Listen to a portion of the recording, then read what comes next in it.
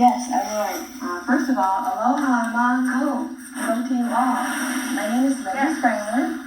I live in the Hooluana subdivision located in Hanamaulu town near Lihue in Kauai County. The Hooluana subdivision was recently constructed between 2018 and 2019 by the largest home builder in the nation, DR Horton. The subdivision contains 151 homes, of which approximately 30 homes are subsidized or affordable housing for lower income residents. I'd like to thank you for this opportunity to share our story about a serious water contamination problem that is impacting over half of the Hooluana homes. If after hearing of our plight, you'd like to learn more about this problem, please see our Facebook page entitled Hooluana Friends. And if you empathize with our plight and wish to help us resolve this ongoing problem, please consider making a small donation to our GoFundMe page entitled Hooluana Friends. That's spelled HOOLUANAFRIENDS. Here's our story. In mid-2019, some Hooluana homes noticed that there was black, slimy microbial biofilm growing on their plumbing fixtures. These neighbors issued service requests to the builder, asking him to fix the problem. Over time, more homes noticed the slime in their homes too. Concerned about the potential health risk, over 40 homes issued service requests asking the builder to please fix the problem as soon as possible. Concerned about my neighbors' well-being, my husband Tim and I knocked on the doors of all 151 homes to determine how widespread this contamination problem really was. And we found that 78 of the 151 homes in total advised us that they too had slimy biofilm growing on their faucet heads, shower heads, water dispensers, ice dispensers, toilets, dishwashers, and clothes washers. Many of the neighbors invited us into their homes and we witnessed their slime firsthand. I inquired about my neighbors' health. Not all neighbors were getting sick, but all too many said that they began suffering from chronic rashes, itchy skin, infections of the eye, ear, skin, throat, or lungs soon after moving into their new Hooluana homes. Even some pets began suffering from skin infections. The Department of Health Safe Drinking Water Branch and the U.S. Environmental Protection Agency investigated the safety of the municipal drinking water and determined that Kauai's Department of Water has provided very good quality sanitary drinking water to Hanamaulu town and throughout Kauai from 2015 all the way through March of 2021 when this investigation occurred. The EPA determined that the contamination problem was isolated to just the DR Horton built Hooluana homes plumbing systems.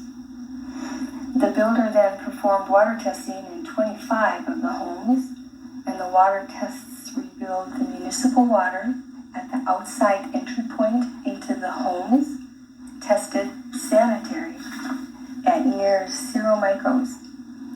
Conversely, the water tests performed inside the homes revealed high levels of heterotrophic bacteria, yeast, or pathogenic microbes such as Legionella, Pseudomonas, Mycobacterium, etc.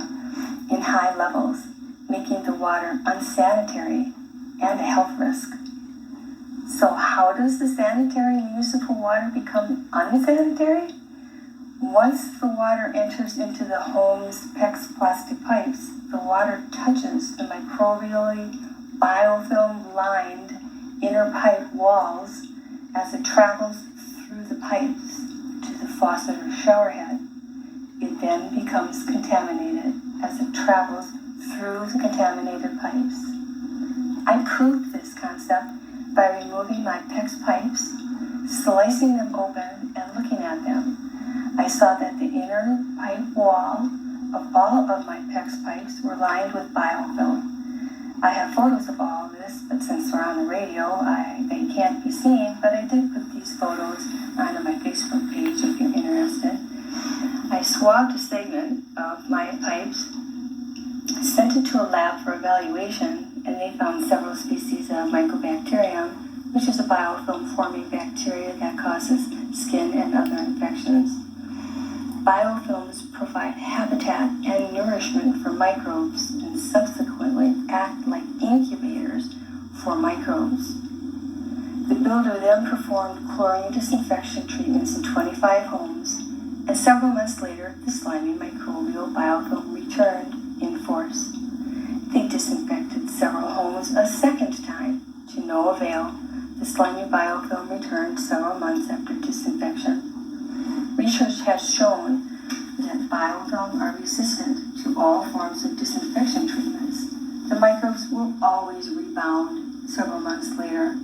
Research has also shown that the only permanent remedy for a biofilm-laden plumbing system is full replacement. This is costly, and the builder refuses to do that. Instead, they are spending much time and money trying to find evidence that this problem is someone else's fault. In over 2.5 years investigating and various treatments, the builder has not replaced one plumbing system. In the interim, residents suffer from chronic health problems. The Hooluana homeowners must act soon before someone becomes seriously ill or dies from drinking and showering in contaminated water daily. The Hooluana homeowners have assembled an A-team of top U.S. forensic experts from the mainland that plan to come to Hawaii and definitively determine the likely causes of the contamination of the Hooluana plumbing systems and who the likely responsible parties are. This forensic investigation is a required prerequisite to obtaining a settlement funded by the responsible parties to cover the costs to replace the contaminated Hooluana plumbing systems.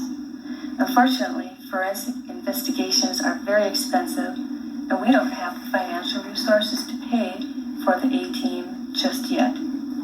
Hooluana is an affordable housing development, and many homeowners have low to mid incomes and just can't afford to pay for it. So we are asking the Kauai community for a small donation to help us pay for a forensic investigation that will ultimately force the responsible parties to pay for remediation of the contamination problem.